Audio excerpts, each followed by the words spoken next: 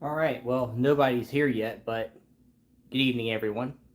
For those of you that will be watching this both in the stream and after I make the stream live, uh, thank you for spending your Saturday evening with me, and thank you for your time in general. I'm going to power the layout on, and we're going to get started here soon.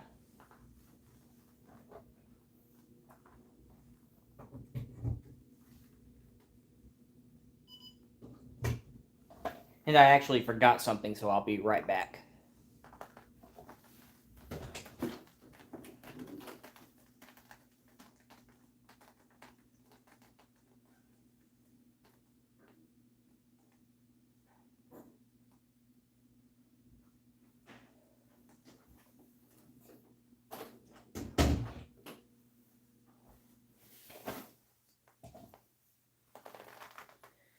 I'm getting an old cell phone out of my photography bag so I can use it as a secondary controller.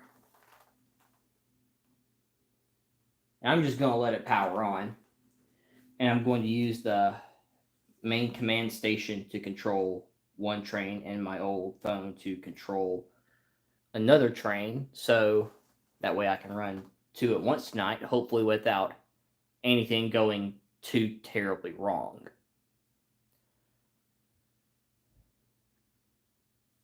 So, first, I guess, order of business is if you look kind of on the back side, it's kind of hard to see in this. Well, it might be hard to see. I can see it because I know where to look.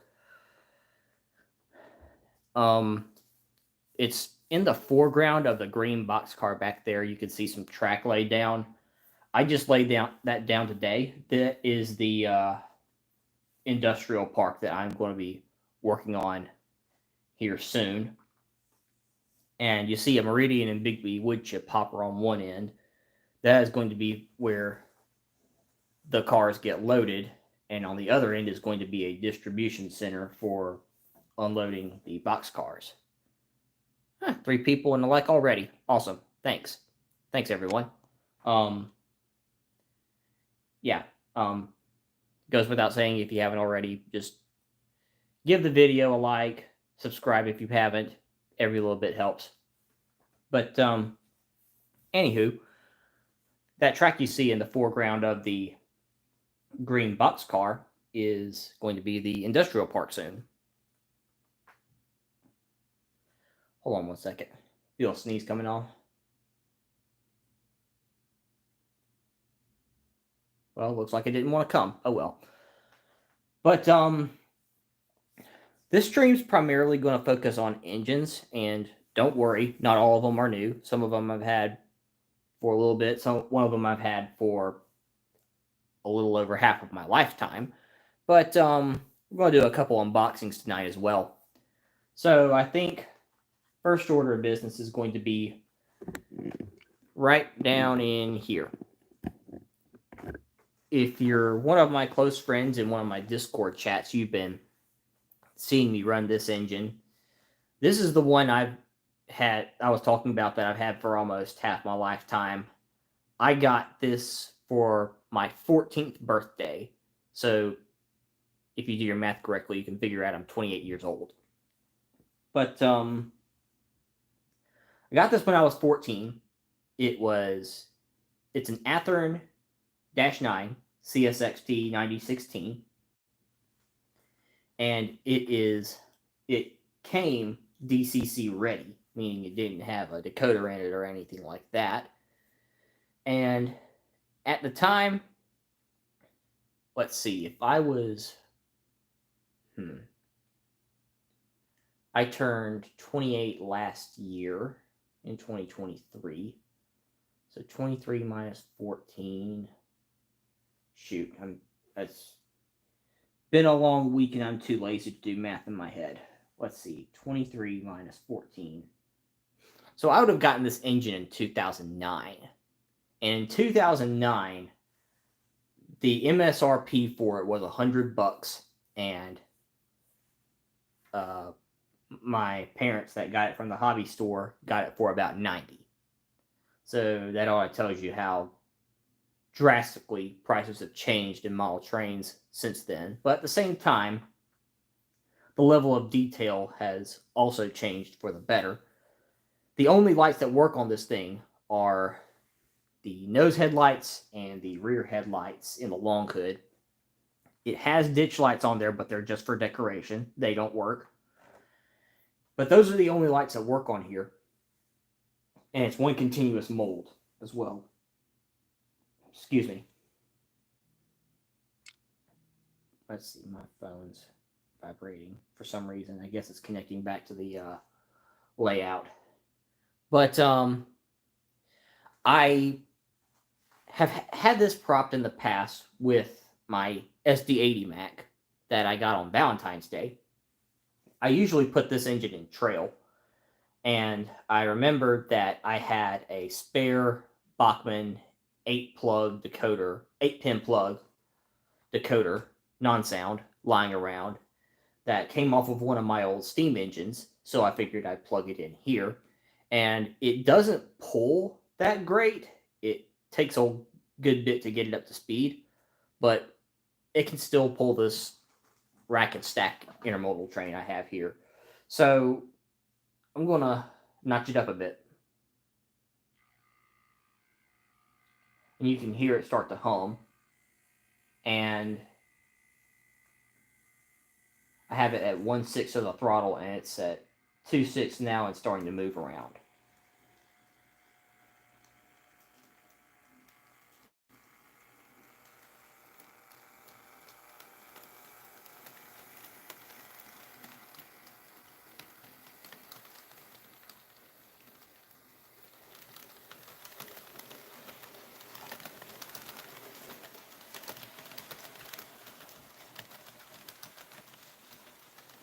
This is at half throttle.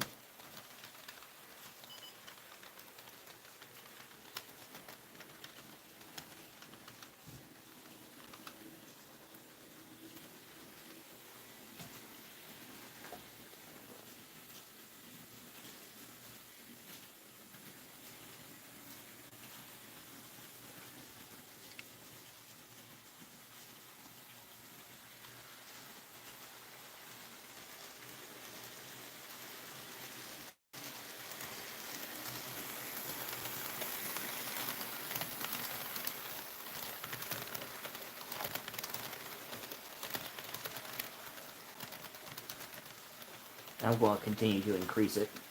And eventually we're going to get to full throttle here.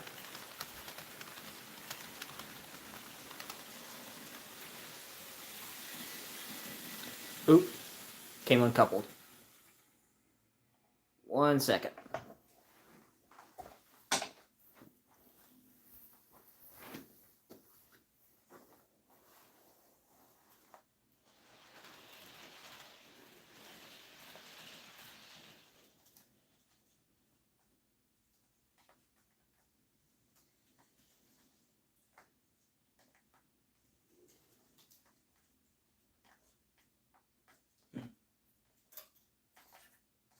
Okay, there we go.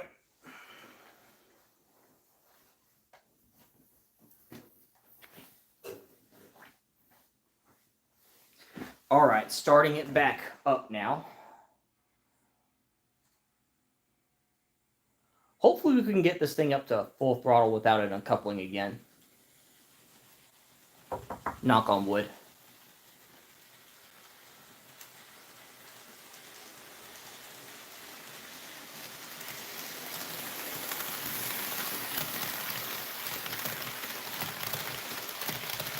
All right, full throttle.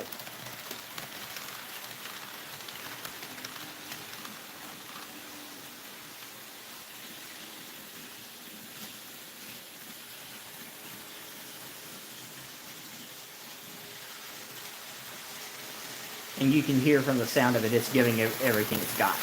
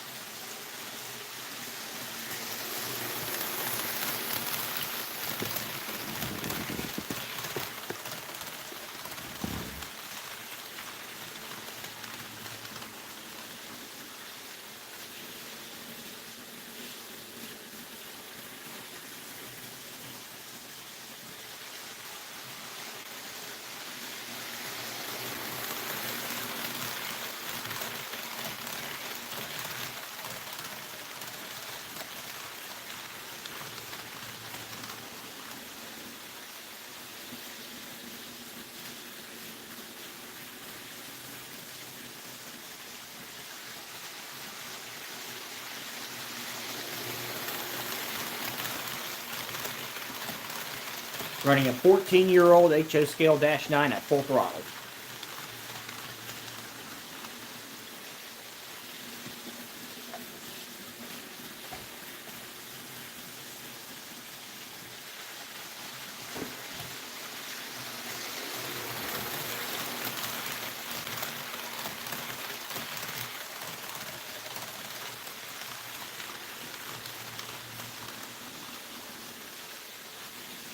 Now I'm going to throttle it down now some.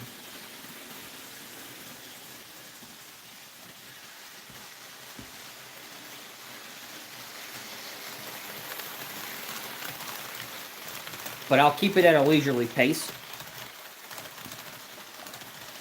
So 9016 is an actual road number on CSX. What I'm trying to say is this engine actually exists in real life, but unfortunately it was recently put into storage along with all the other -9s and -8s. There might be a handful still running around. I'm not 100% sure on that, but it's likely this engine was put into storage. I haven't looked precisely about at. Excuse me. I'm tripping over my own words tonight. But I haven't seen this engine in real life yet. I hope I get the opportunity to.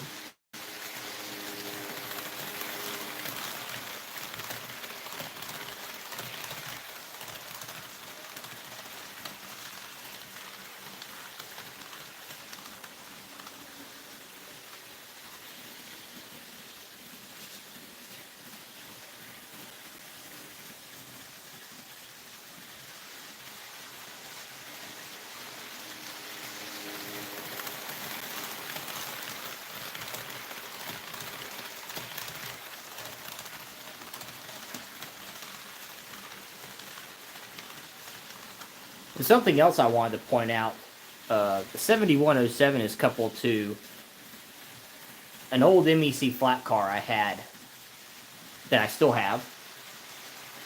It used to haul those green evergreen containers that you see on the end of the train coming up soon. And I'm using that as a spacer car for the Schnabel just because I think it works. But turns out that Schnabel car is a Bachmann. It's made by Bachmann. And it's also too long for any of my storage boxes, so that presents a very unique problem. There are these teeny tiny screws on the bottom of that car that you can unscrew and take the car apart, and store it however you need. But they're a bit of a pain to work with, so I'm eventually going to wind up making my own box specifically for that car as a workaround for it.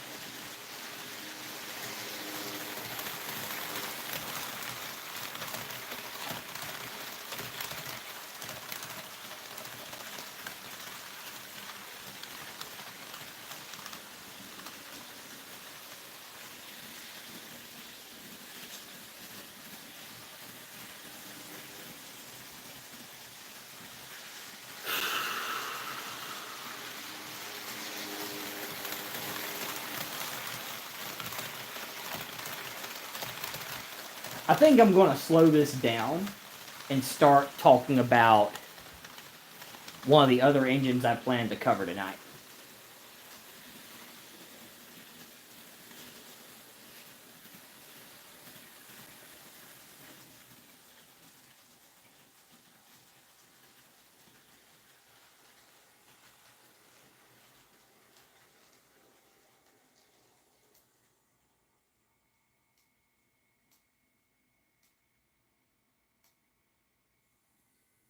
Yeah, I had it at 1/6 throttle and it was just coasting to a stop.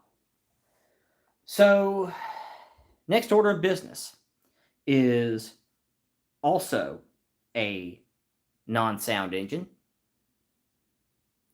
I'm going to pull it forward.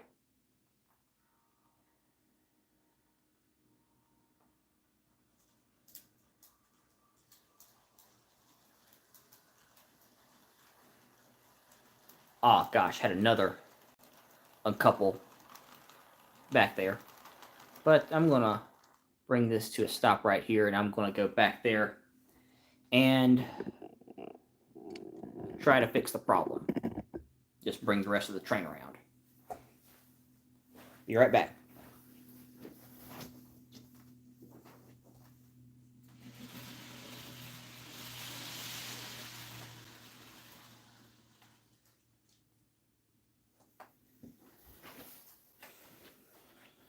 Okay, so if you know me well enough, you know that BN is by far and away my favorite fallen flag.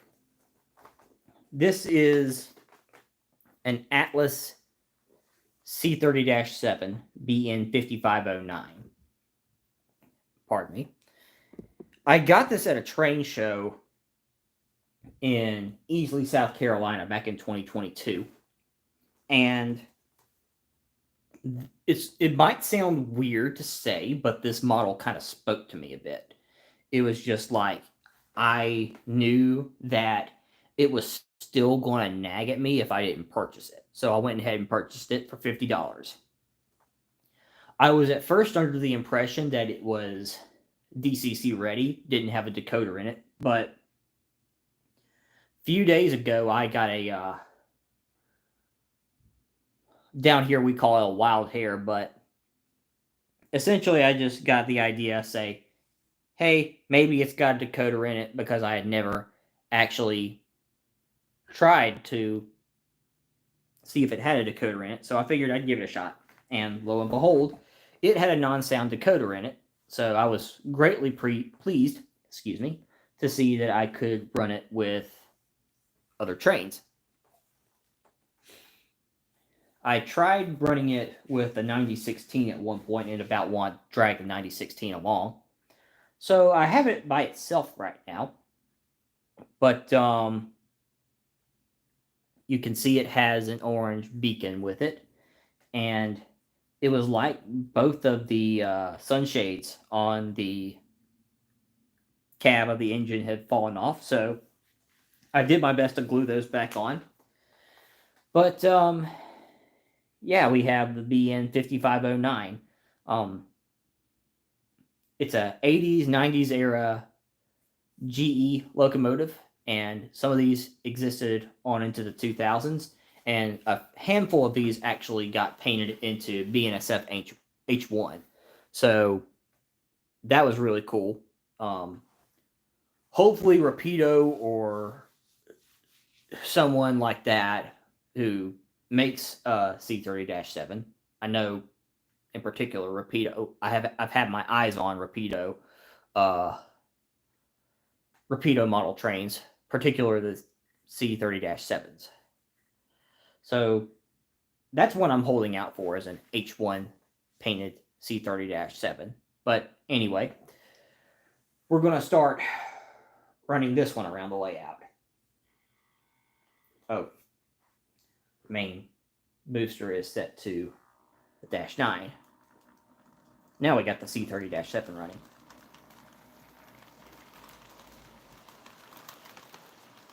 And it seems to be a pretty smooth engine. It's a lot quieter.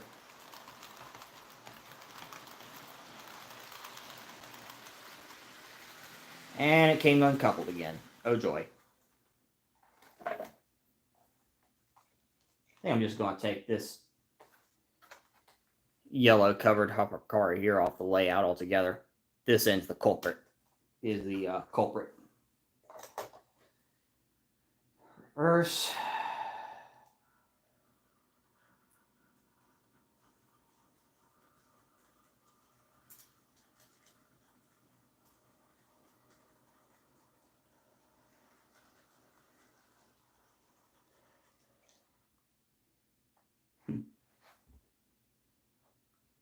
One minute. There seems to be something caught on this coupler.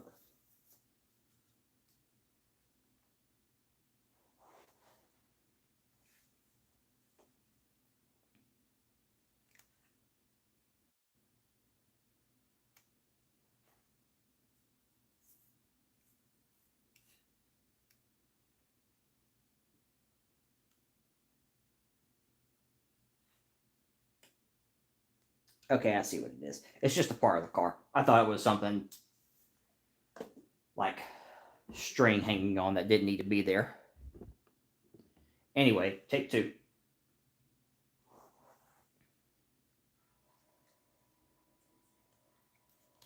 Ah.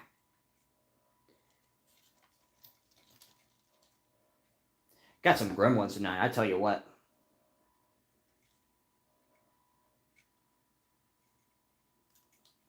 I know you want a couple. Come on. There we go.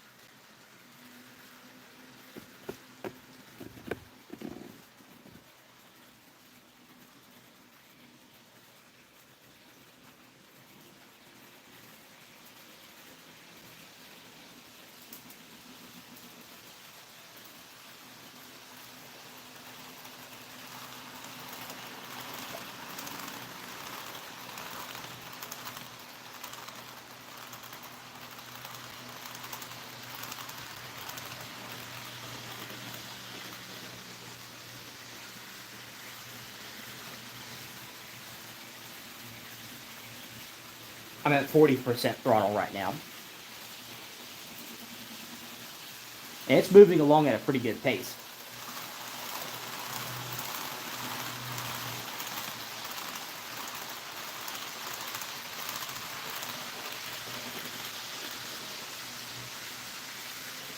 %50 throttle.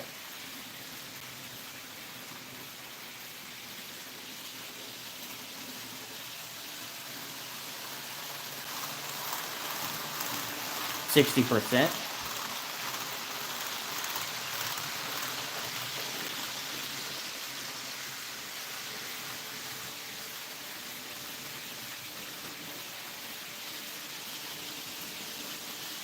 70%, and this thing is flying.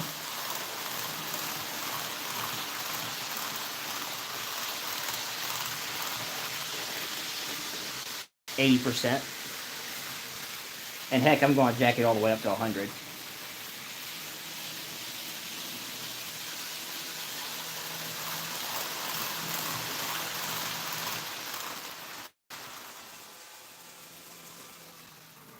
Run away. Man. Okay, well, you at least got to see it move at 100% throttle, so pretty solid engine if you ask me. I'm not sure how old it is, but it's it's a fairly old engine, I guess.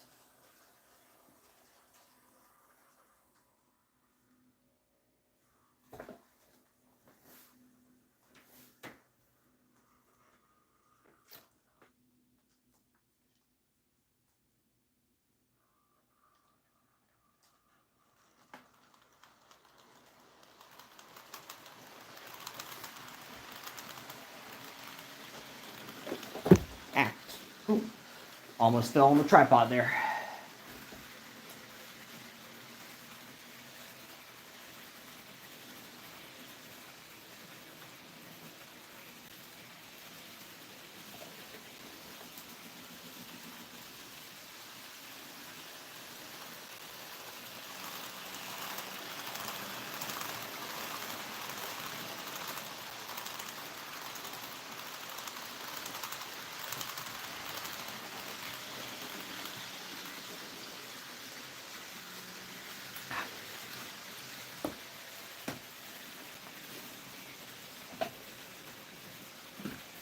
Excuse me. We're holding pretty steady at 2 votes here. Hope y'all are enjoying the stream.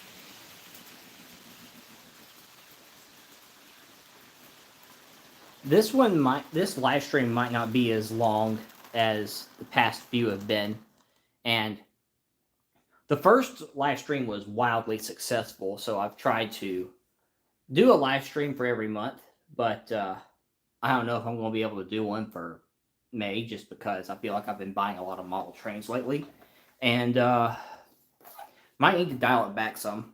But anywho, I think we're going to move on to the next unboxing. Well, the first unboxing.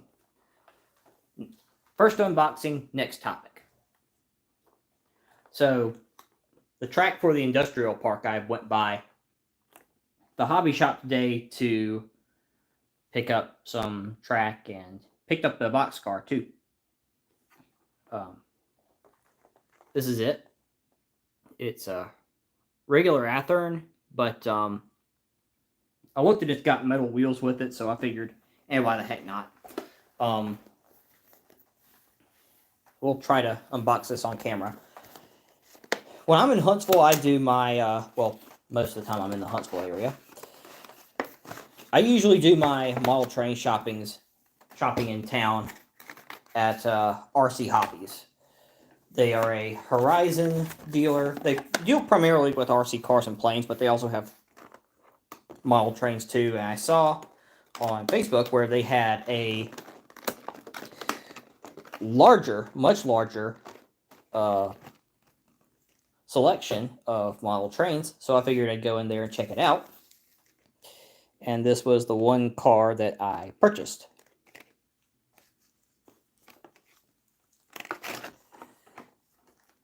This foil doesn't want to come off. Never seen foam like this on trucks. I've seen it on guardrails for engines, but never on trucks before, so that's new. This is the undercarriage of it. Here's the side.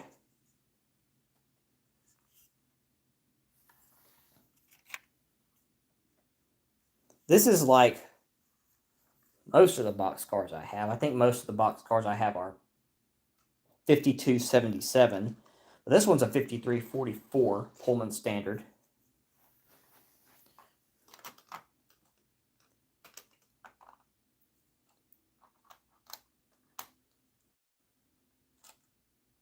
Okay.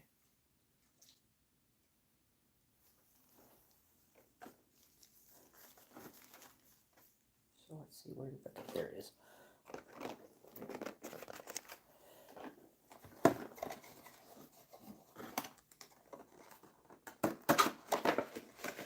When I was young, my dad used to always critique me about my model railroad, saying I needed more colorful rolling stock. So here you go, Dad. And I've started stacking. I don't know, you probably can't see it. I'll move the tripod back a little bit, and you can see under my table there, I have all my train boxes. Both, some have model trains in it, some don't. But I kind of have it there with what's in the box sticking out to try and give it a hobby store feel. So I'm going to put this box to the side for right now. And now we're going to run the 5509 again with the Rock 301859 being the first car in tow.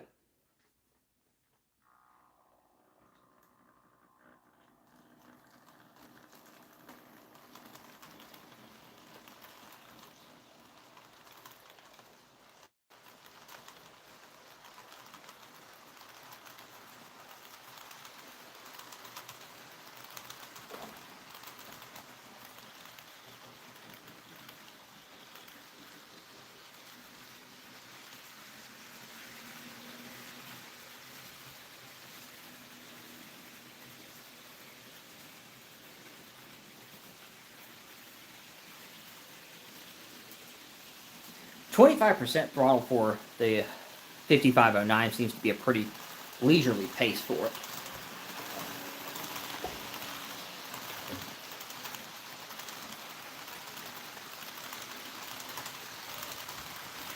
One thing I forgot to mention for the 9016, I'm going to pan the camera a bit. One thing I forgot to mention for the 9016 is that earlier today I tried putting the non-sound decoder in my Santa Fe B unit, the Fox Valley B unit that I have, and it didn't work out because it did not have an 8-pin connection. The Santa Fe engine did. The instructions said the decoder base for it did, but it did not, unfortunately.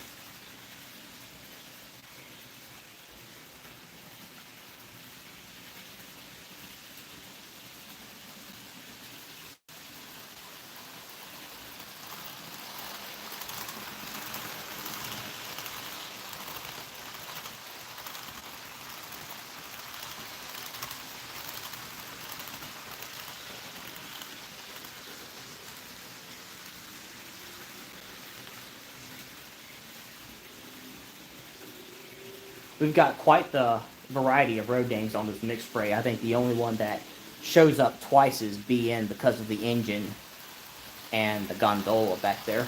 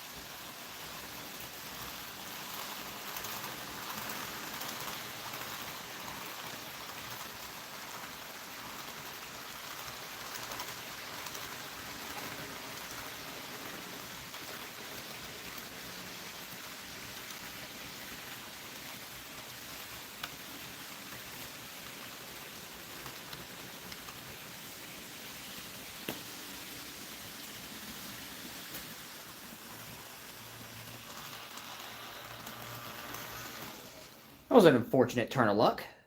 Both trains uncoupled. Okay, let's see. I want to reverse the 5509.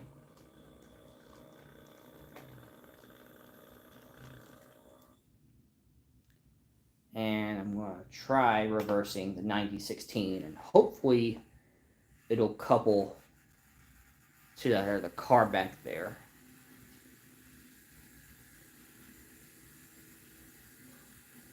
I typically don't have this many uncoupling problems in one running session, so I don't know what the heck the deal is.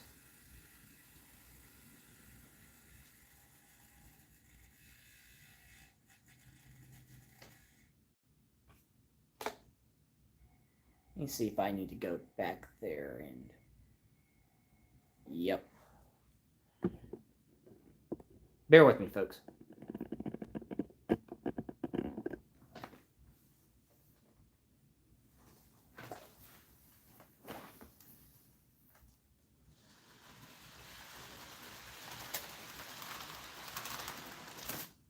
Whew. Slammed into it a bit too hard there. Let's see here. Okay. Both coupled again. All right. Two trains, take two.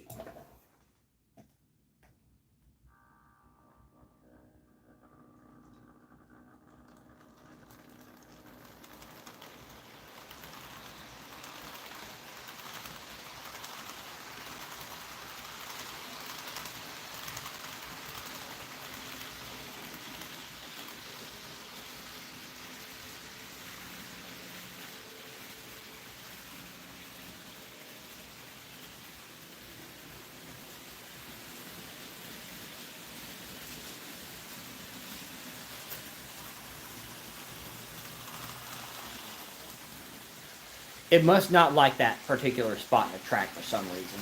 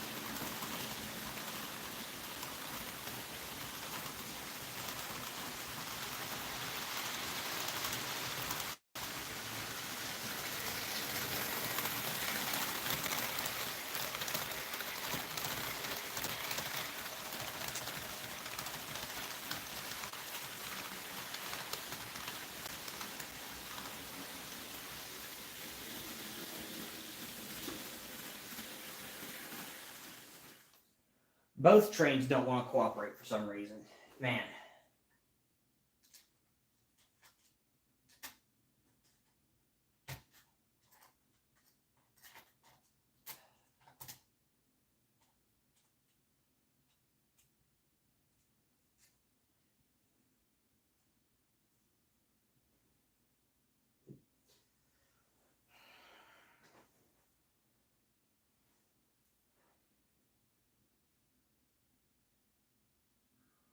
Pardon the interruption.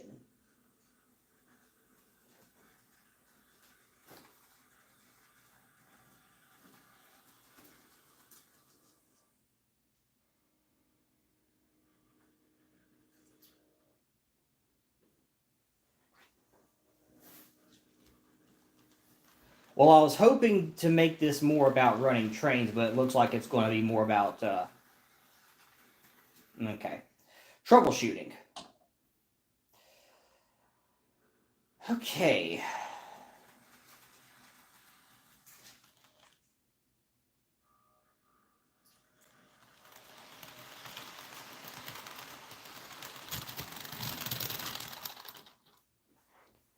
Can't catch a break.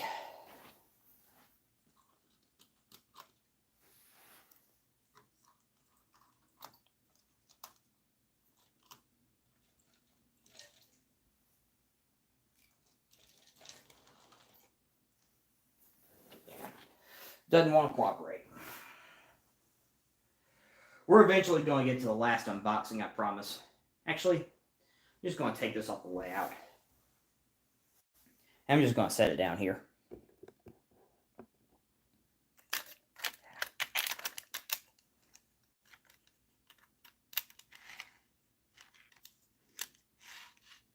Yeah. Gonna leave it right there for now. Okay, let's see.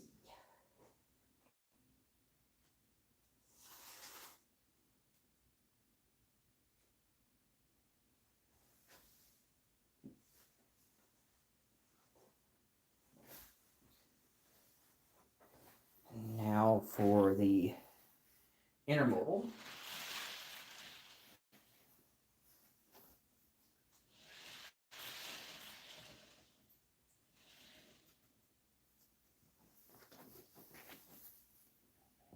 Pardon me once again.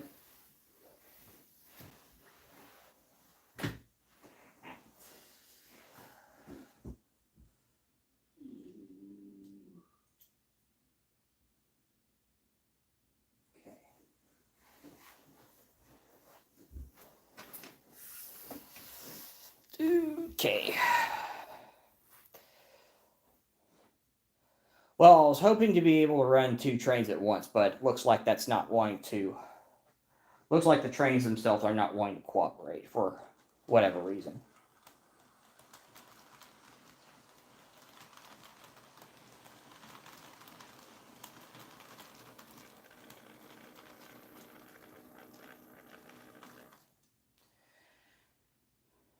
Now, I forget which end it was that was giving me problems. I want to say it was this one. both of these look to be drooping a bit, actually.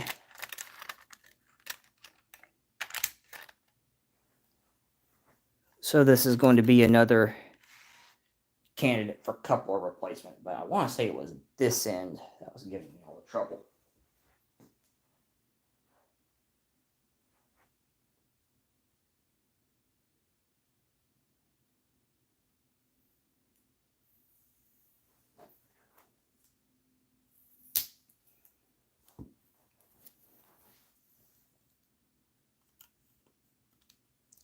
That way I know which end is the problem end for next time. So I'm gonna, let's see. I'm gonna lay this on the other end of the layout with on my other projects.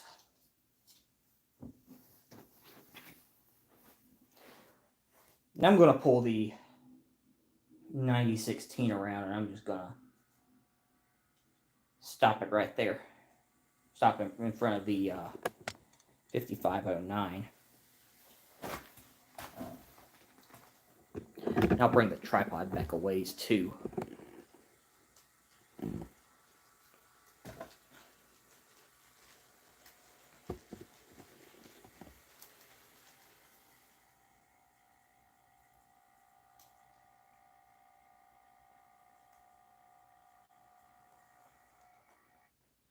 And with that, I think we'll go right into the next item. Now, I got this engine in the mail a few days back, and I've seen people on Facebook and YouTube posting about how they got this engine, and ever since then I've been dying to unbox it. But I guess now we can officially say I'm on the B unit bandwagon. So here is a Scale Trains SD40-2B locomotive, Burlington Northern. So the lore behind this engine is that this was one of 3 SD40-2s that were in such bad shape from wrecks that the cabs could not be saved. So they just, the BN just converted them into B units.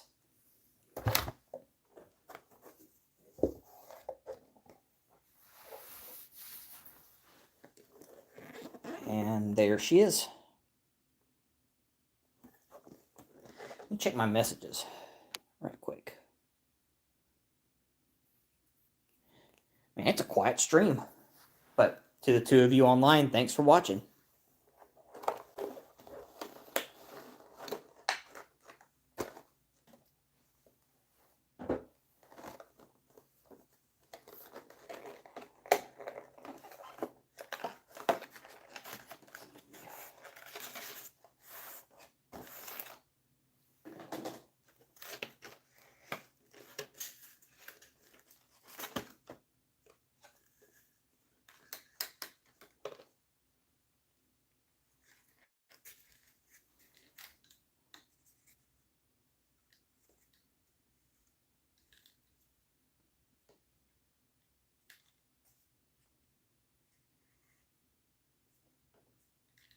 I'm taking my time with this one.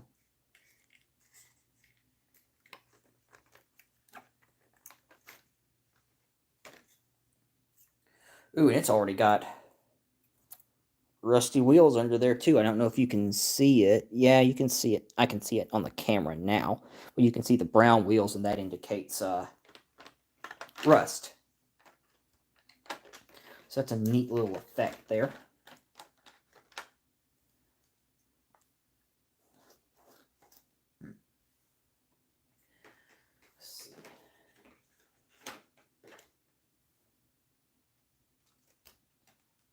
And for right now, we're going to hose it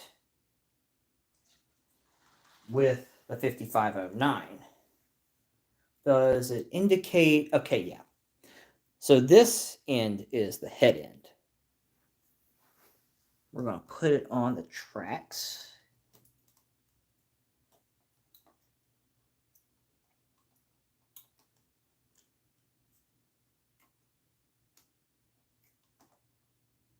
Yeah.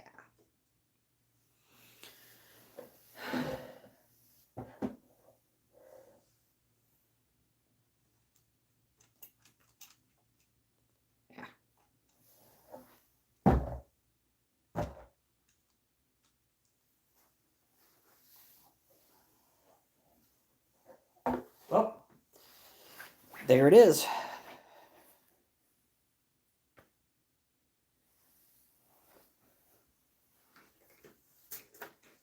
Now I'm going to put all this back up before doing anything else.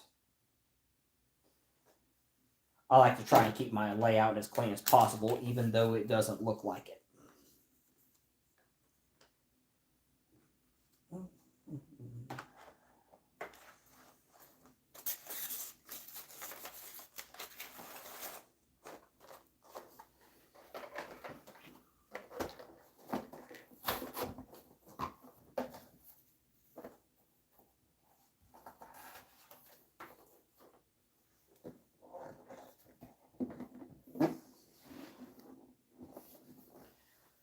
Okay, so I am going to add in this is going to be on 3, this B unit is, since it's a brand new model. Oop. I pressed throttle up on it on accident. I'm going to press 8 now. This has ESU Loc sound in it, so the startup function, actually, heck, what am I doing?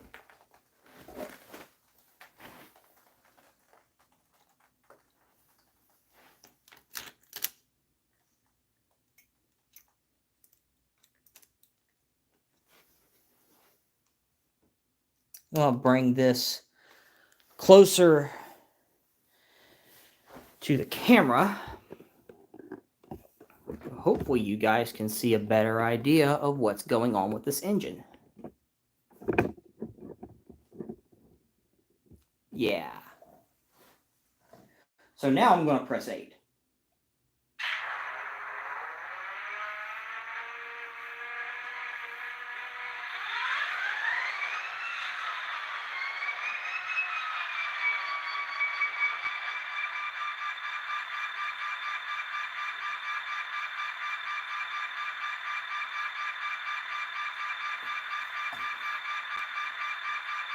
Alright, so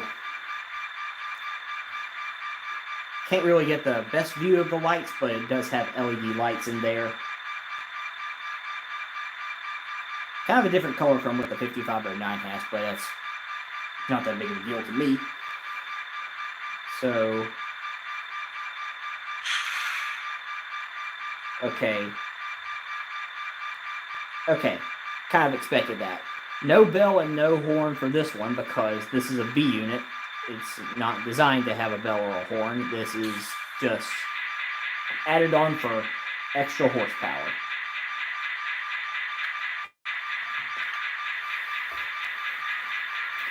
And the reverse lights do work. Can't see that very well, unfortunately. But I do believe this has class lights that turn on. Let me press 5. And they do light up white.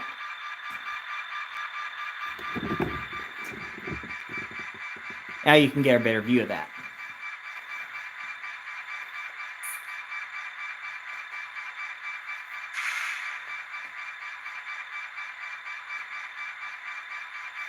And I know white is a regularly scheduled train, and I know red indicates pusher service, but I forget what green indicates. I think that's an extra section or something like that.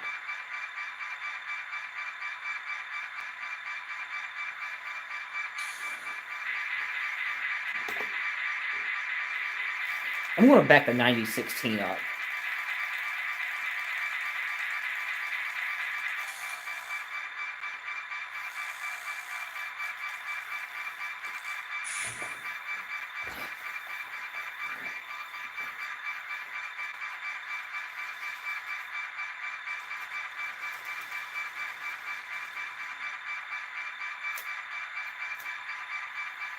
And I know this isn't prototypical, but we're going to take a crack at running the 5509 and the 7502 together just to see what comes of it. I don't think it's going to work as well as I'd like, but we'll give it a shot.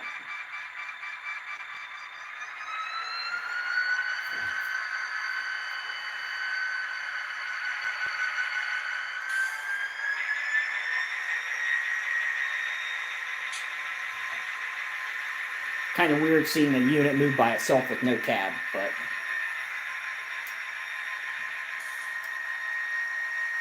this is purely for the heck of it.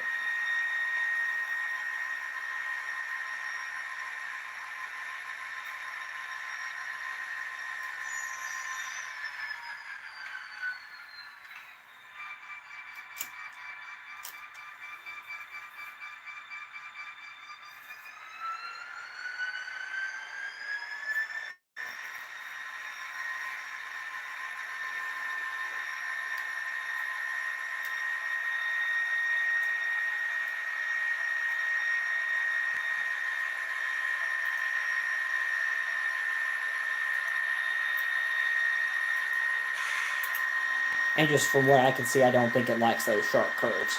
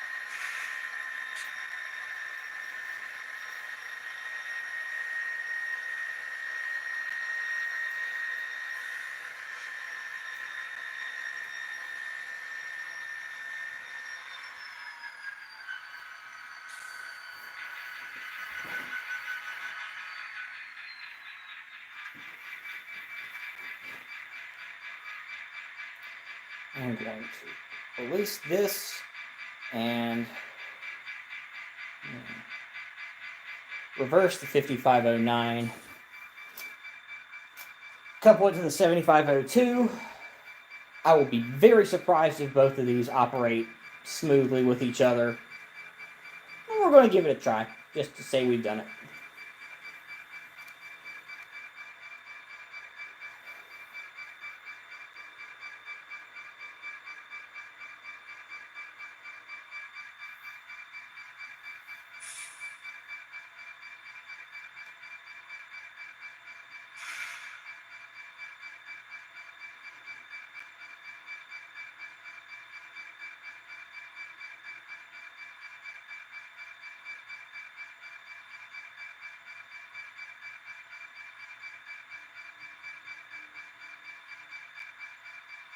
All right, let's see how this goes.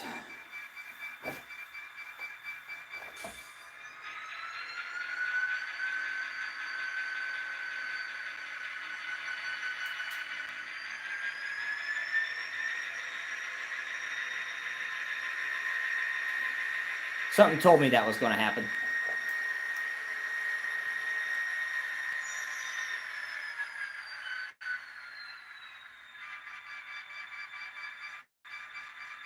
Okay, well,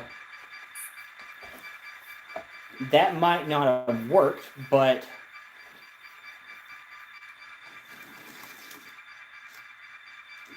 I do have something else up my sleeve that just came to mind not too long ago.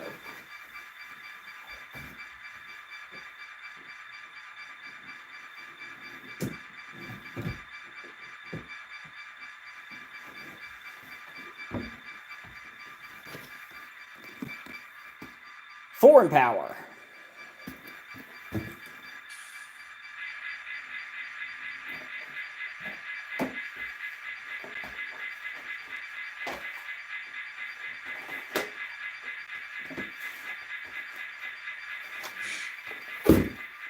I'm just gonna.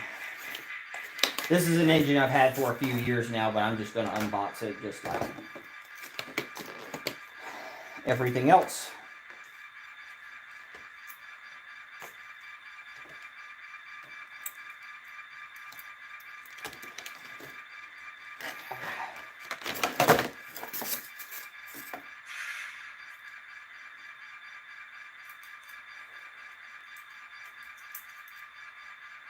Wouldn't it be nice if everything just didn't go all over the place? Okay.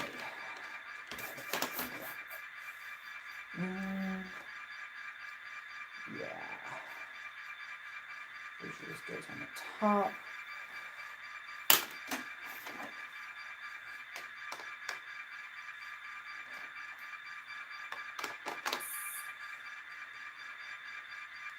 No, I don't want to put this back in the box. What am I thinking? Oop.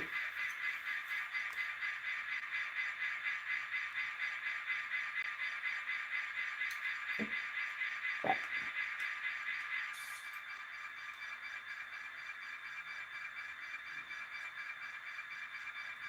I thought I felt a grab iron come out there.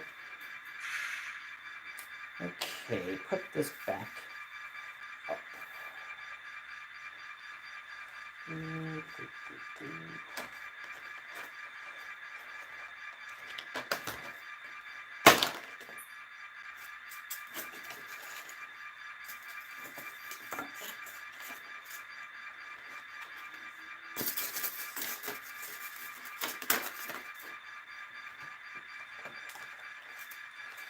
Ah, come on.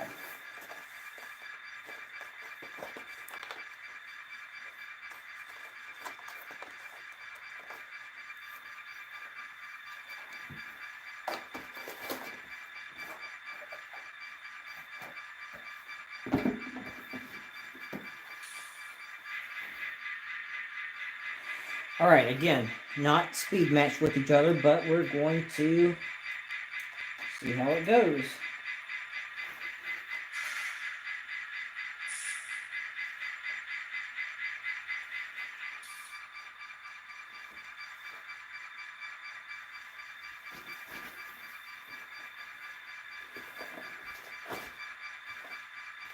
This is the 3313.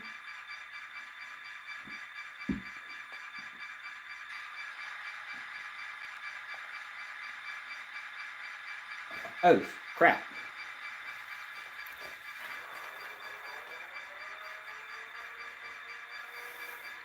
I almost forgot.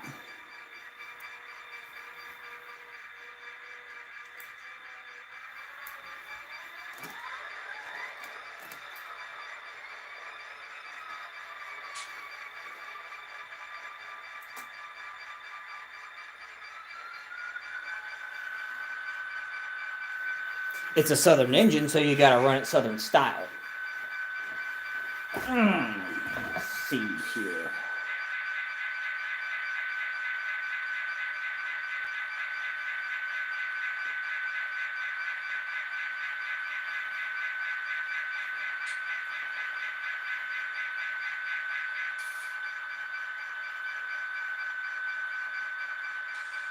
Ah, dang it.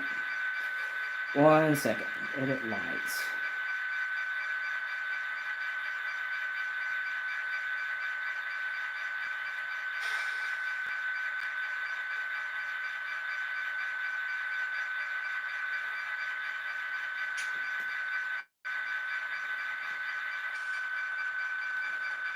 I'm going to take some tinkering to get this right. I see we've gotten quite a few more folks on, so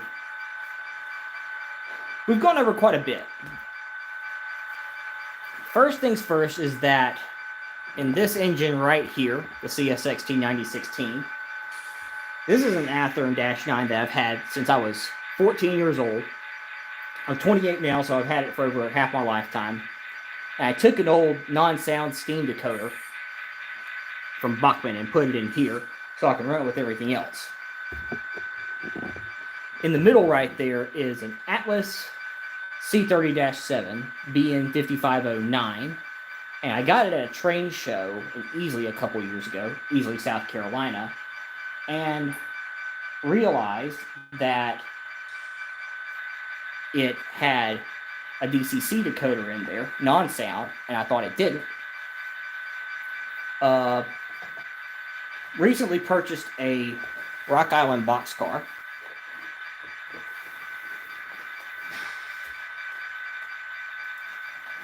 This is an Athearn, but I've got some red tape on there because the couplers on these guys seem to droop a bit. So that's going to be something I work with in the future. And I recently purchased BN7502, an SD40-2B from Scale Trains with DCC and sound. So I got the class lights all squared away on both these guys. This is 3.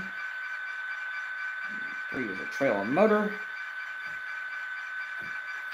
All right. Let's see how this goes.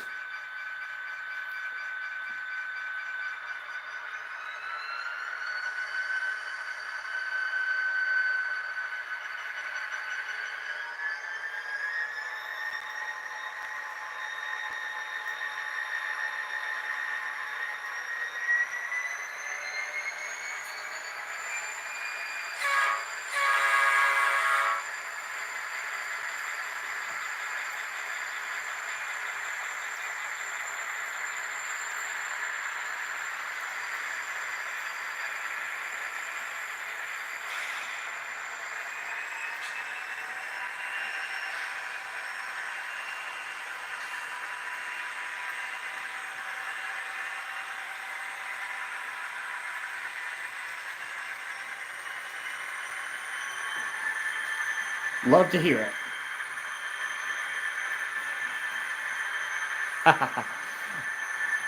Hey guys, yeah, y'all just missed me giving a whole overview of what I've gone over, but with this particular train I'm running right now, I tried running the C30-7 you see in the center there with my new Scale Trains BN SD40-2B.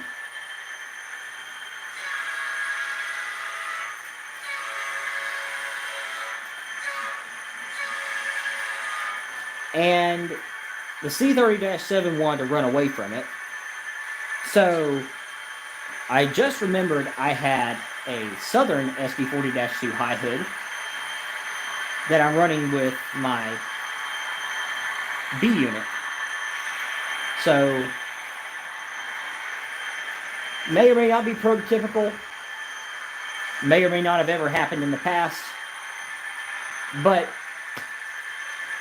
doing it for the heck of it.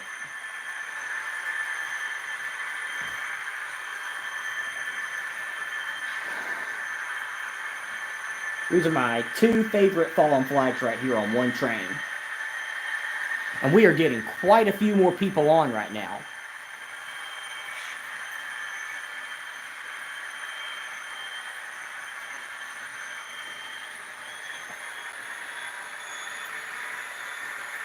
Love to hear that sound. Love to hear it.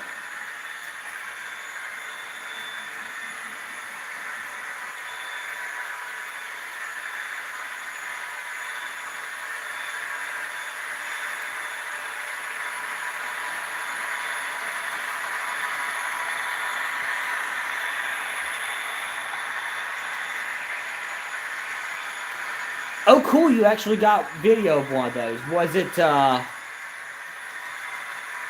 it the 7502? Do you remember what number it was? Caboose 1973? Because the one I have is 7502. That's the only one Scale Trains did.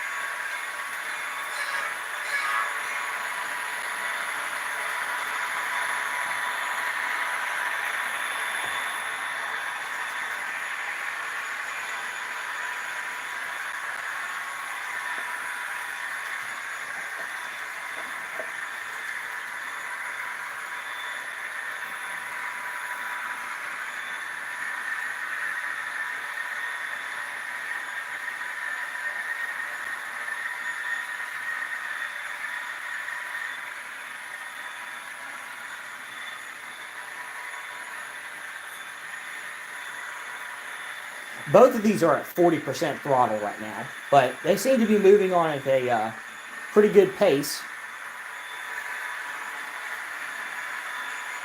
And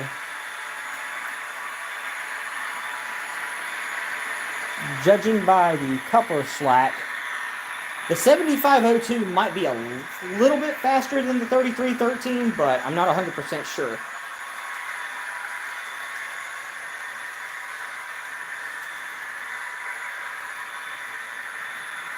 Ah, yes, the BN had... Ah, crap.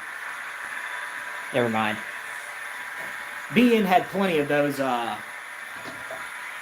B30-7Bs. And technically, the C30-7 would have been classified as a C30-7A on the BN. It's idling down because I canceled out of the app on accident. So now we gotta start that up all over again.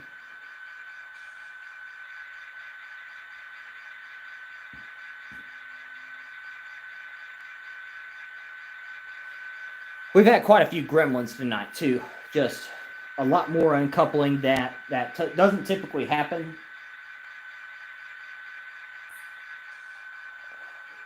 Yeah, it's already selected. I know it's already selected, but more gremlins, unfortunately, folks. I had just selected the 3313, and for some reason, it's not recognizing the fact that I have the 3313 selected. I know it's... I'm just going to exit and come back in again.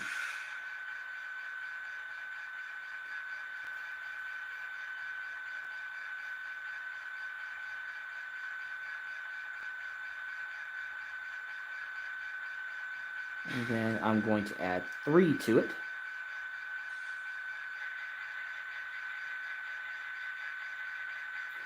Okay, that looks a lot right. This is the app I'm using. It's Engine Driver. It's for Android. And it's pretty useful, pretty easy to use. You can get up and walk around and run my model trains with it.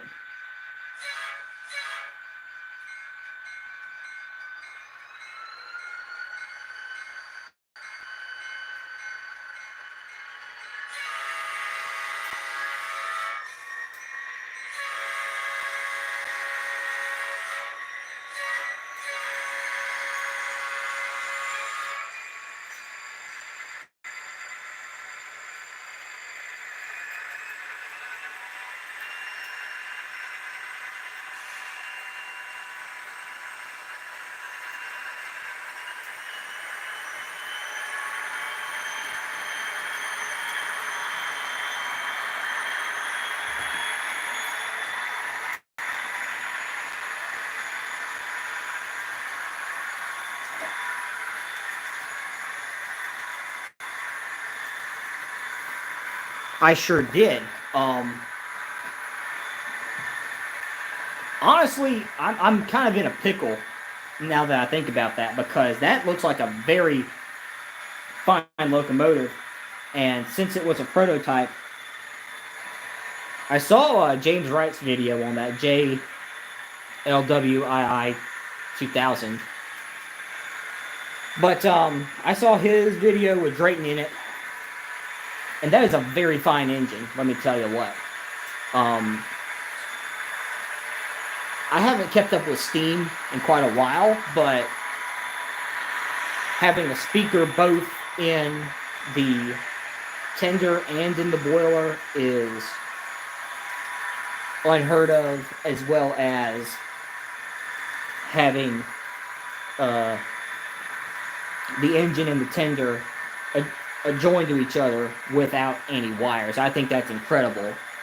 But at the same time, I'm curious whether or not I want to keep my current J, because I plan to upgrade all my engines, every single one, eventually to ESU Load Sound. And the Scale Train / Vox Valley J-Class is going to have it with it. And it's going to have so many cool features with it, like class lights and what I mentioned about the boiler speaker and tender speaker. And I'm wondering if I want to keep my BLI and get the scale trains, Jay. I do know I'm going to be getting those passenger cars. And I do have some N&W passenger cars. And I do have some of the old MTH Powhatan Arrow passenger cars. But those MTH ones are pretty much in pieces. And the only hope I have of getting those running again is to find parts for them.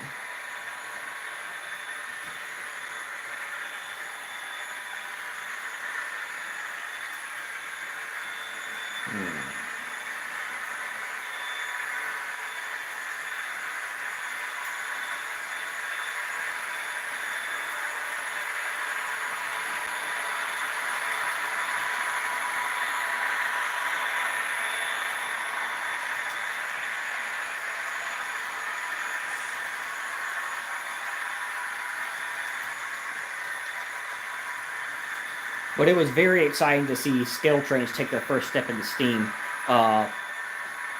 Kyle's question was pertaining to Scale Train's first steam announcement that happened today. Scale Trains is releasing their version of the J-Class, the N&W J-Class.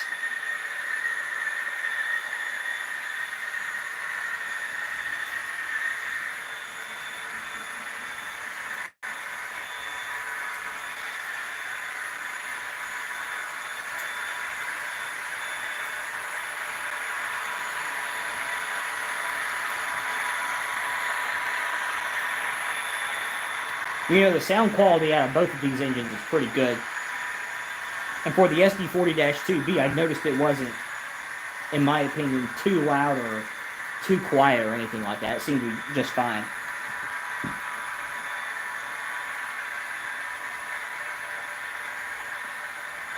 We're already an hour and 15 minutes in. And honestly, I don't know about you guys, but I'm having fun just watching these two SD40s just roll. I haven't done any speed modifications to either engine, and they both seem to be rolling just fine. Haven't noticed any one engine having problems speed-wise.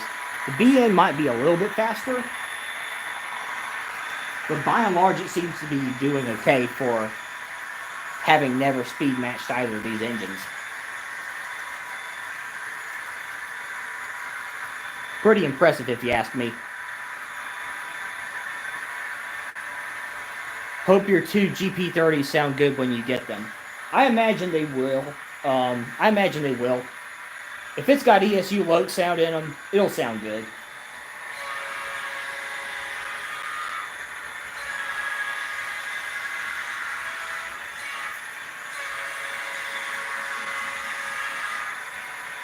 Both of these guys have ESU in it, so that ought to give you an idea.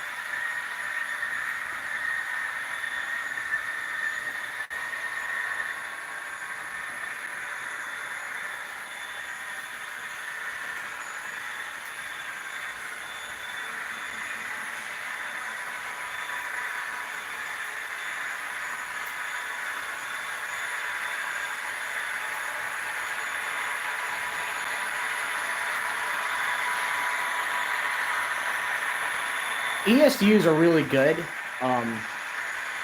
ESUs are starting to be my preferred decoder.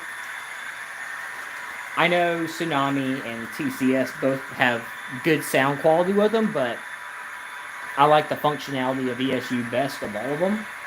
So I am going to make that my decoder of choice, and any retailer or manufacturer that has ESU decoders in them from the factory, I am going to make those preferred manufacturers. So basically, Scale Trains, Intermountain, Atlas, and I think Rapido has ESU in them too. And I have yet to get any Rapido engines, so I'm going to be looking hard at their C30-7s.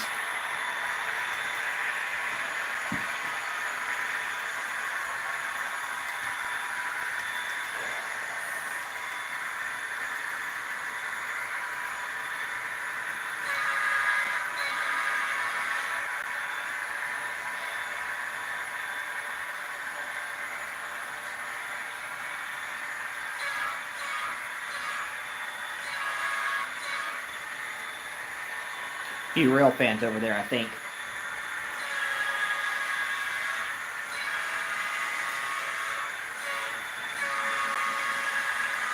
Now I'm going to increase the speed a bit.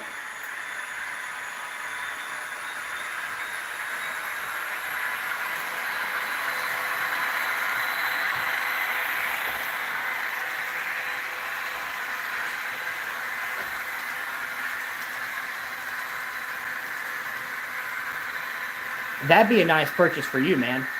If I were to get an engine from them, I'm particularly interested in their C30-7s, as I've said, for probably like the 5th time this stream.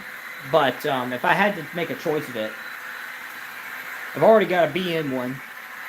I'd be more interested in a YN2 CSX or a Conrail C30-7.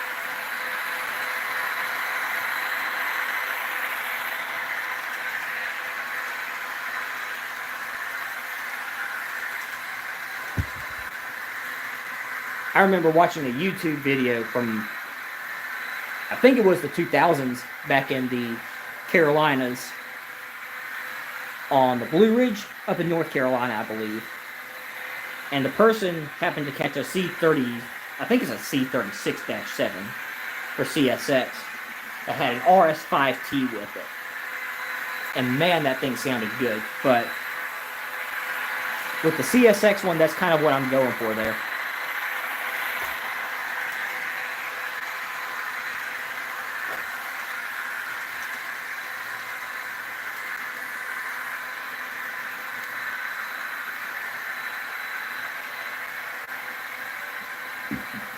Excuse me.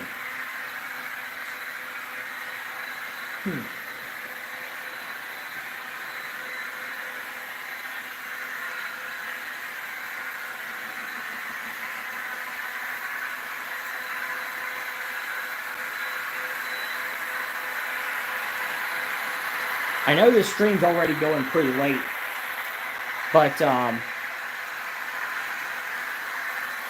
I actually just boxed up quite a few cars here. What you say I unbox some more of them and see how long we can make this train and see how these engines perform? Because I'm down for it if y'all are.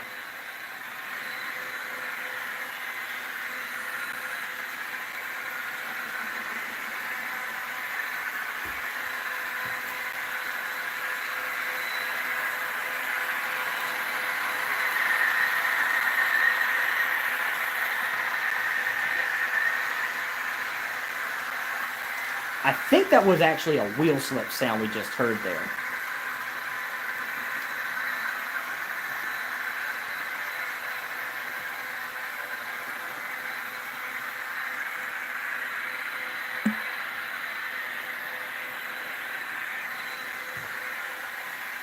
Let me see what I can do. Let's see what I can get out.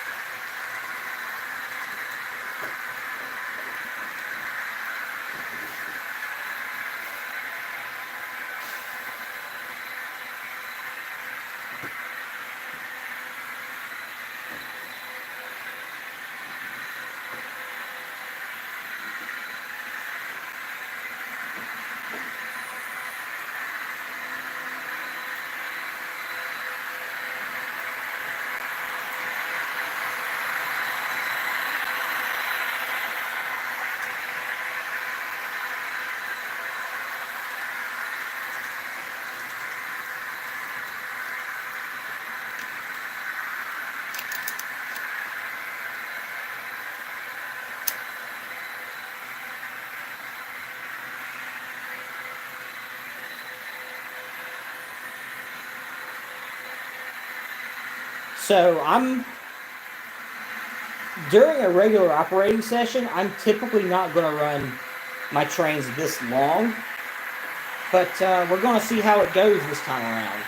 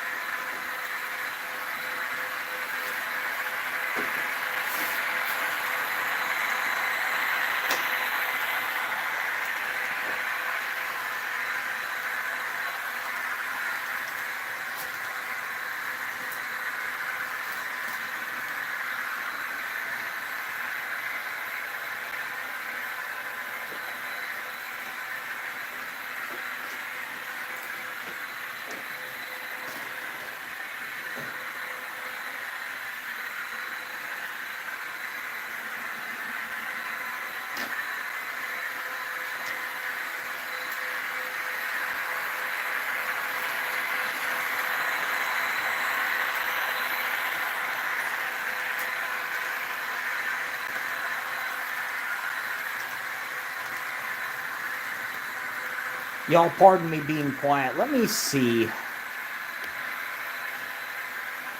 I'm just busy trying to unbox cars. I'm having fun right now. I don't know about y'all. I'm enjoying running this little setup right here. And I think I'm about to double the size of this train just to see how it goes.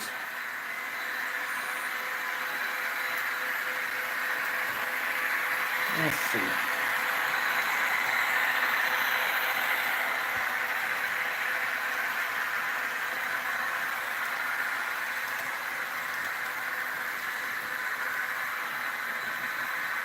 I'm going to slowly bring this down to a stop. I could switch this for realism, but I think I'm just going to 050 it.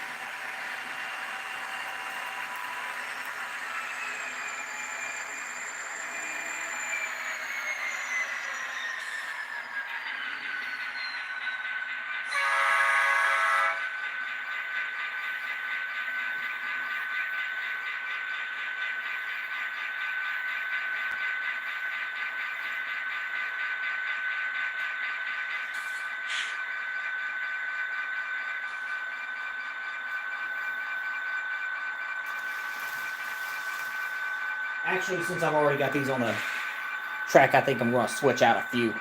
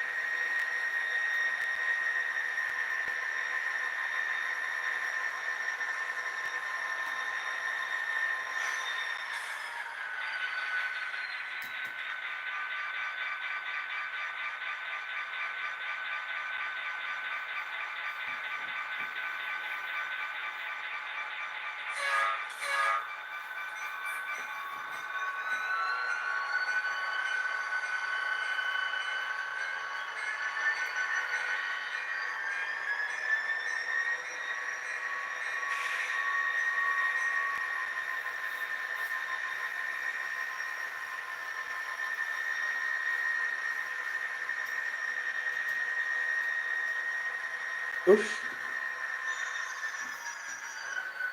Derailment.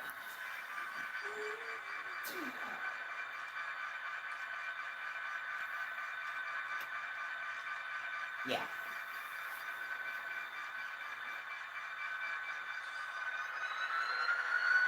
Move it again.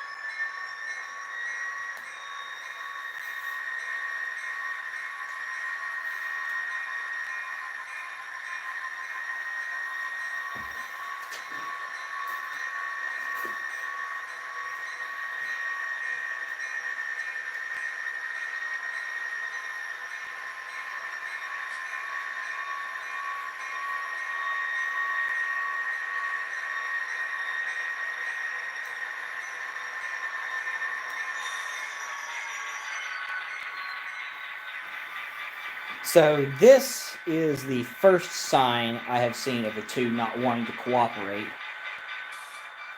all stream long, but apart from that, they've done mostly well.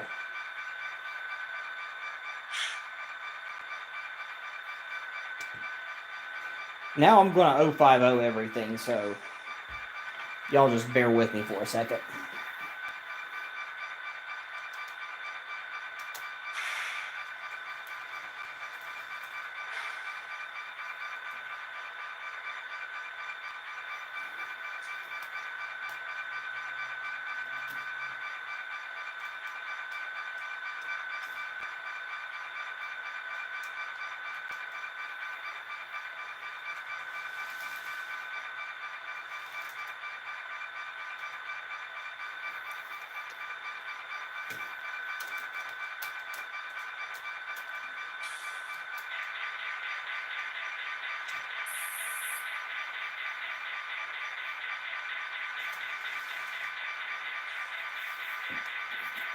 And adding this many cars may lead to more decoupling down the road, but if it does, we'll just call it a stream because we're going pretty late here.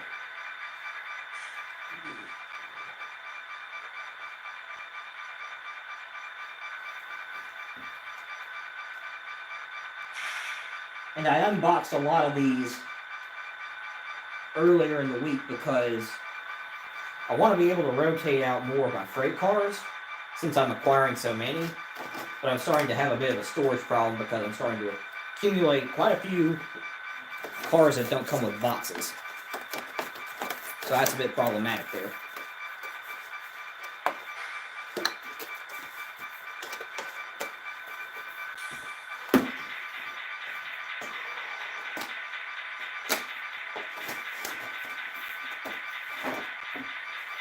Okay.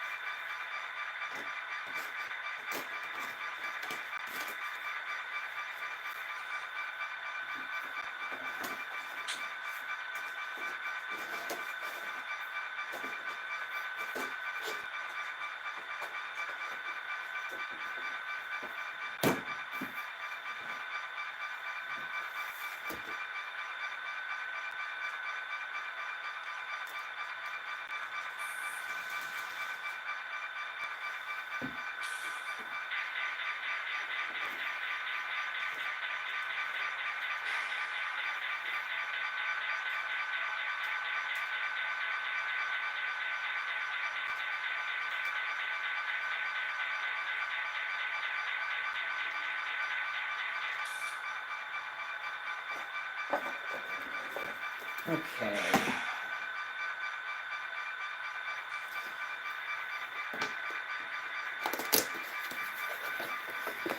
Five people, 3 likes. If I'm being quiet, that just means I'm adding train cars onto the train. I've acquired a new sound engine. I'm running it with an old Southern high hood. Well, old as in I've had it a few years at this point. But we're going to see how the extra horsepower does.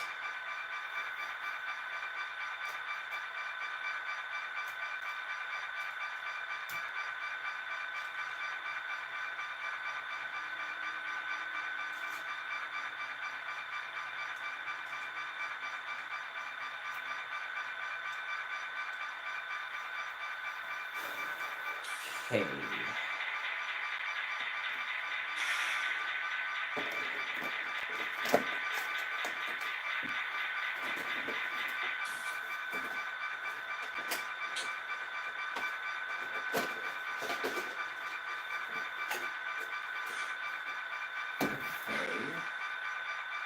Anything else I'd like to add to this?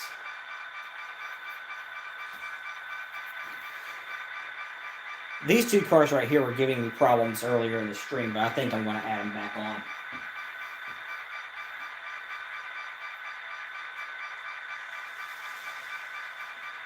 And we're going to have quite the freight train here.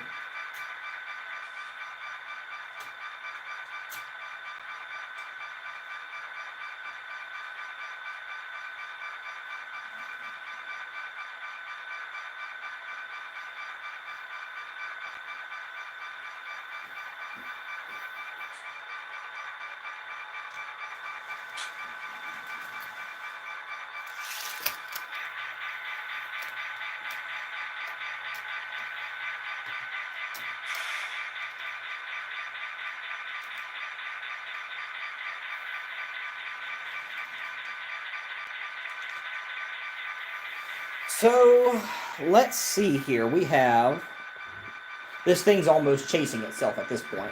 We have 1, 2, 3, 4, 5, 6, 7, 8, 9, 10, 11, 12, 13, 14, 15, 16, 17, 18, 19, 20, 21, 22 cars on this train and 2 engines. So, 11 cars for each engine. I'd say that's adequate horsepower. Let's see how we do.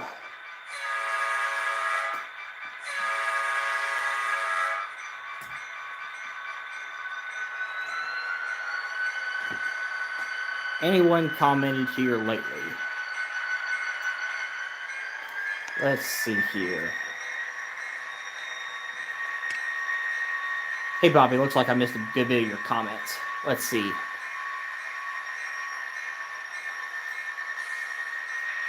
Ah.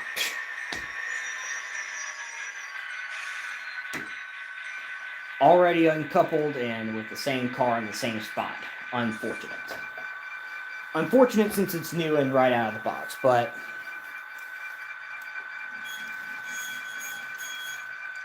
And yeah, that's another... You can hear that squeaking. That's another car I've got to get around to. A lot of these I've boxed up just because they're projects of some sort. But anyway, let's see.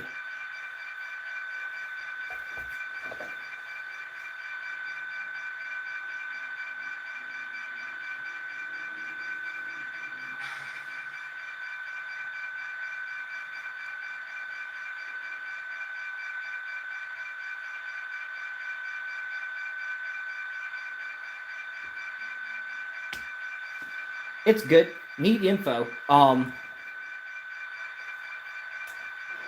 Yeah, HO's good. Personally, I like the size. But as far as space goes, if I had to do it all over again, I'd totally do in. Just because I could do way more in this setting right now if I had in scale.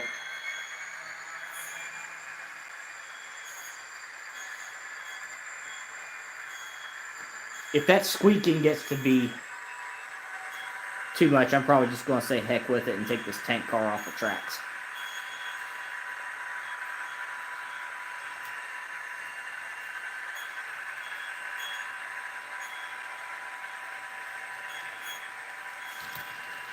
Oop.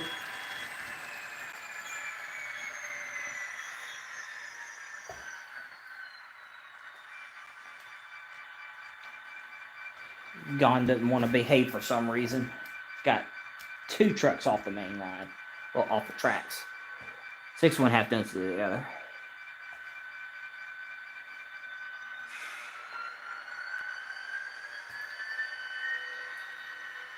We've reached 4 likes on the stream, I believe. It might be a new personal record, but I'm not sure. We've been going for quite a bit, though.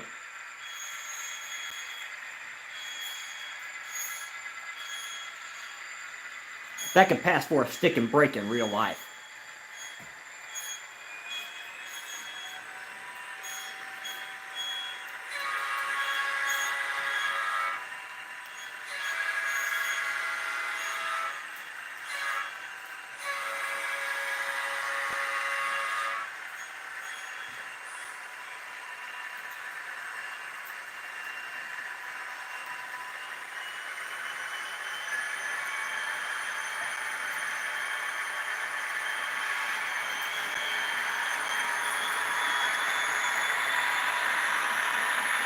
You love to hear those engines rev up, I tell you. Love it.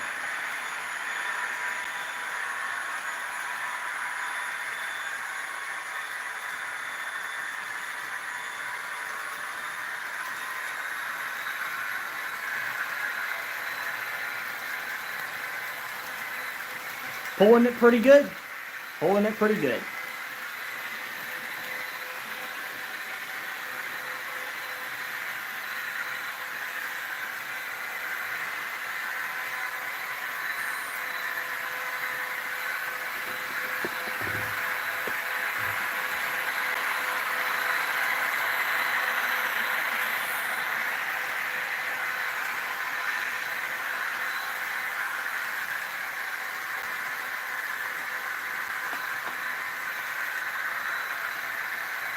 I'm going to try running the intermodal again and see if we can get anything going there.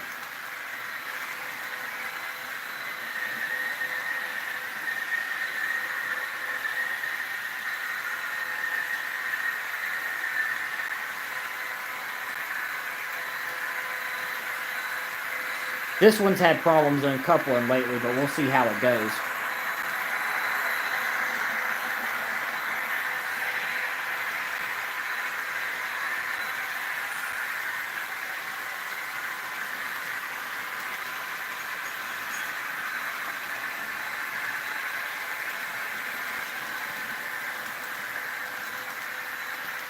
I need to stop saying the word uncoupling because it keeps happening.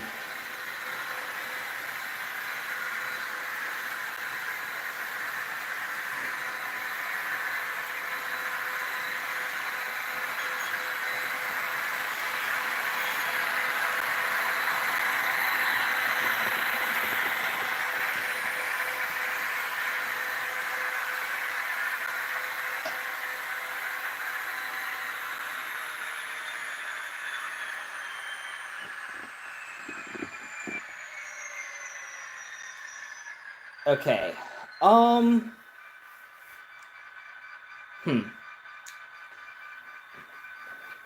It was going good up until then.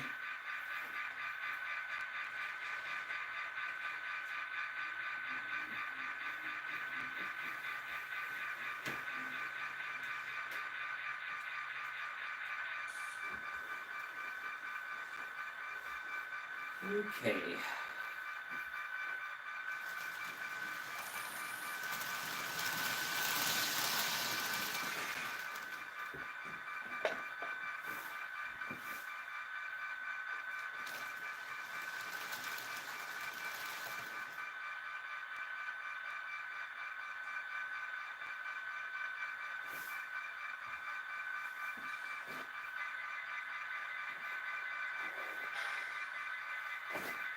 All right, here we go again.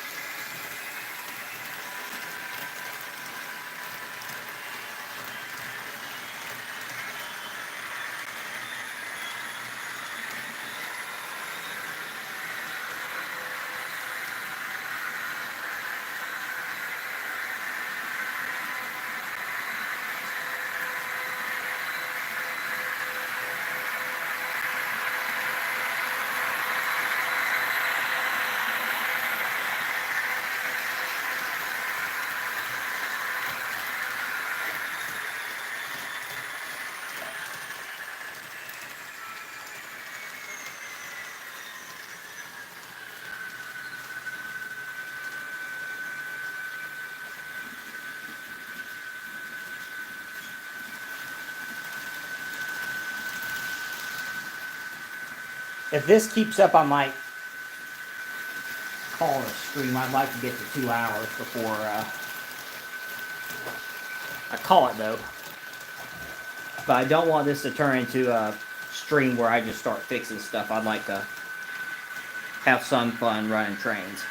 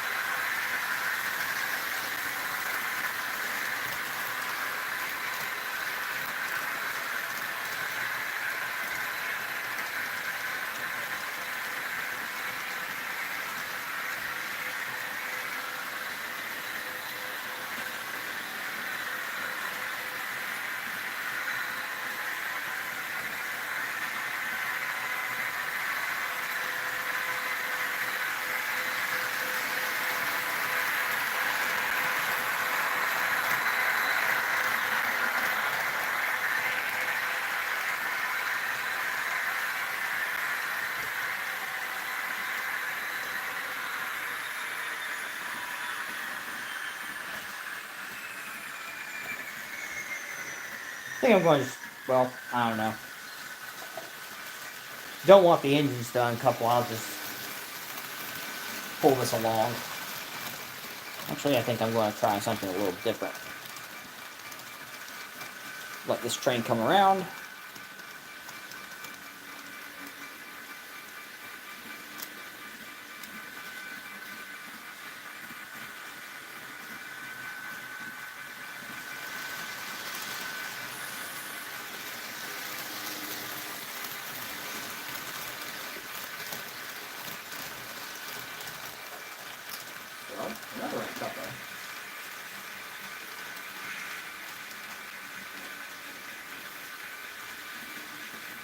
Usually the way I approach stuff like this is if it's just chronic uncoupling, I flip the car around. But if it still continues to happen with both ends, I just flip the car until it fixes itself or doesn't fix itself. Either way. Kind of a low maintenance way of doing it. But in the future, I do intend to invest in some Cadies and some washers and things of that nature. And standardize how I maintain my rolling stock better.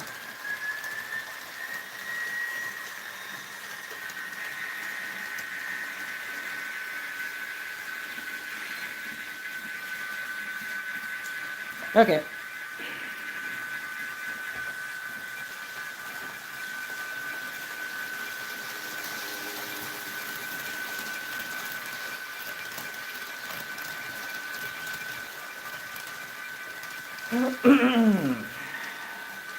I think we'll go for another 10 minutes and then we will call it a live stream.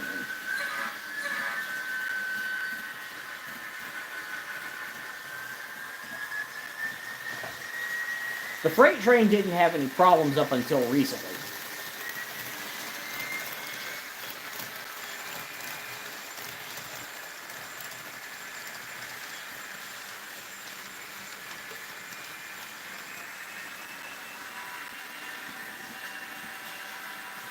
I think my internet just had problems and I uncoupled again.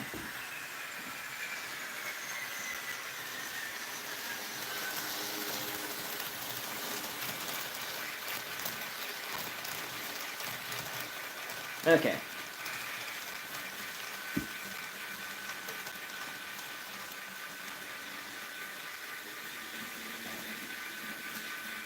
Yep. I'm just gonna bring this around. I'm gonna try and bring my mixed freight around as well. That way I can hopefully have a halfway decent picture of everything. And we can eventually call it a stream.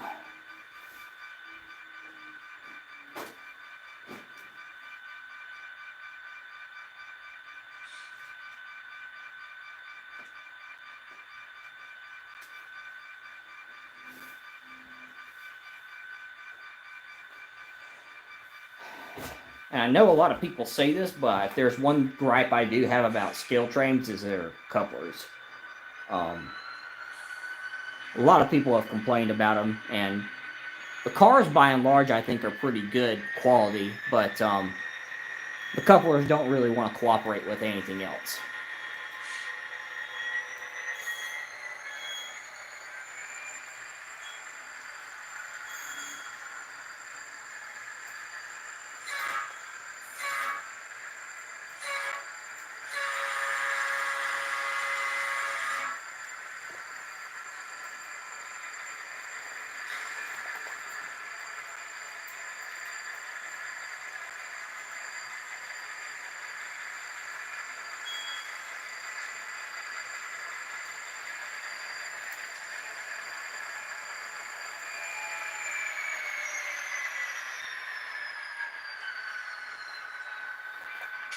You run the second half of the intermodal train around again. That way everything's coupled.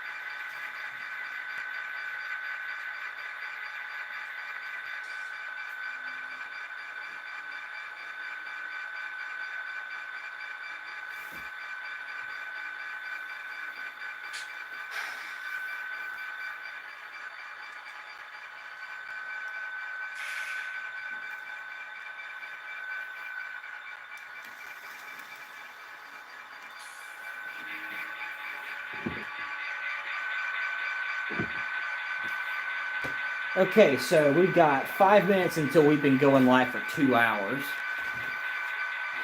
But I've enjoyed running my trains around the layout. I hope you've enjoyed it as well.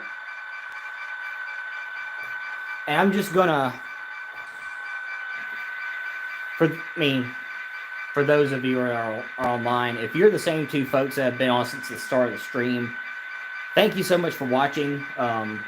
It's greatly appreciated. But to wrap things up, I'm just gonna circle back and sort of do an overview here.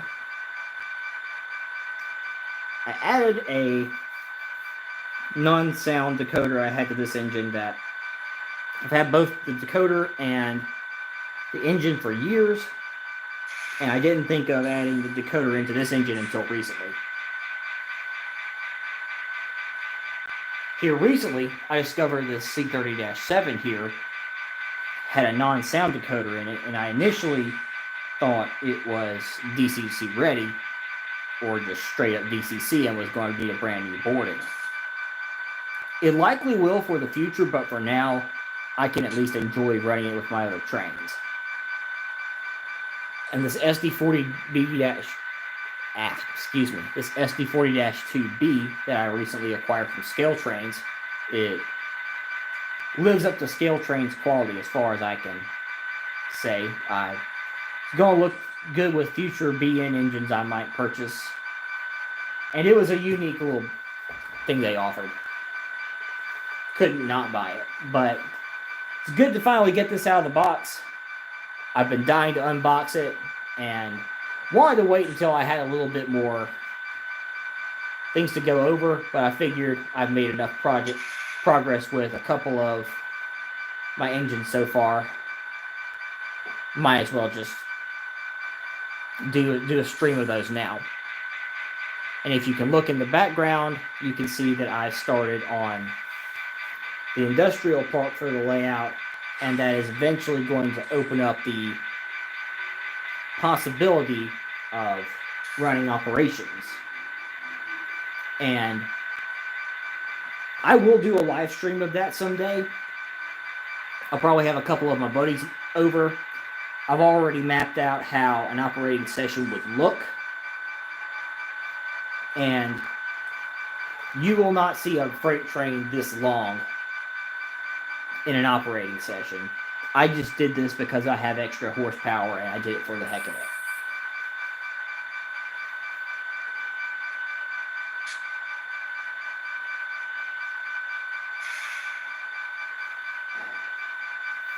But op sessions are definitely in the future, and probably going to do a live stream of this of an operating session. I'll probably do the first operating session as a live stream in the future, but it's not all going to be merchandise and new engines. I don't think buying a new engine a month is realistic financially. I've been at that pace here recently, so I think I need to dial back. But I'll definitely pick up rolling stock when opportunities present themselves.